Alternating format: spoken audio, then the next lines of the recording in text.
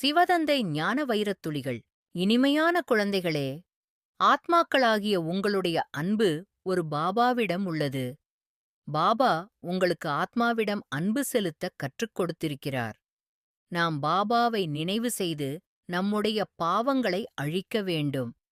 உங்களுடைய அன்பு பரமாத்மா பாபாவோடு இருக்க வேண்டும், சரீரங்களோடு இருக்கக்கூடாது.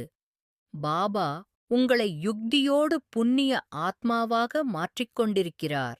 பாபா சொன்னால்தானே குழந்தைகளுக்கு அனுபவமாகும். ஆத்மாவின் பாவம் யோகபலத்தின் மூலம்தான் போகிறது. அழுக்கு நீங்குகிறது.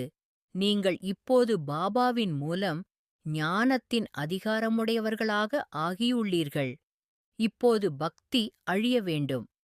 உங்களுக்கு மூலவதனம், சூட்சுமவதனம், ஸ்தூலவதனம் அனைத்தும் நினைவிருக்கிறது. அமைதி, அசைவு மற்றும் பேச்சு. பிரியதர்ஷனை மிக அதிகமாக நினைவு செய்ய வேண்டும். பிரியதர்ஷனான தந்தை ஆத்மாக்களாகிய உங்கள் அனைவருக்கும் கூறுகின்றார், என்னை நினைவு செய்யுங்கள், நாம் ராஜயோகிகளாவோம். தூய்மையான குடும்ப ஆசிரமத்தவர்களாக இருந்தோம். குறைவாக முயற்சி செய்கிறார்கள் என்றால் இவர்கள் குறைவாக பக்தி செய்துள்ளார்கள் என்று புரிந்து கொள்ளுங்கள். அதிகமாக பக்தி செய்யக்கூடியவர்கள் முயற்சியும் அதிகமாக செய்வார்கள். குறைவாக பக்தி செய்திருந்தார்கள் என்றால் யோகம் ஈடுபடாது. சிவபாபாவின் நினைவு புத்தியில் நிற்கவே நிற்காது. ஒருபோதும் முயற்சியில் தளர்ந்துவிடக்கூடாது. மாயையை பலசாலி என்று பார்த்து இதயம் நின்றுவிடக்கூடாது.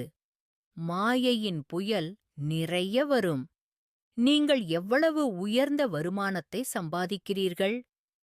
உங்களுடையதுதான் சேமிப்பாகிறது.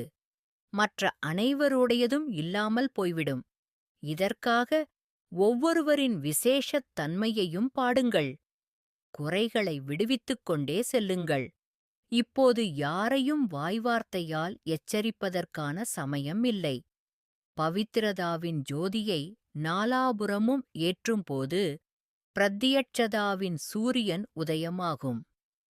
பவித்திரதாவின் ஜோதி எந்த அளவு ஆடாததாக உள்ளதோ அவ்வளவு சுலபமாக அனைவரும் பாபாவை அறிந்து கொள்ள முடியும்.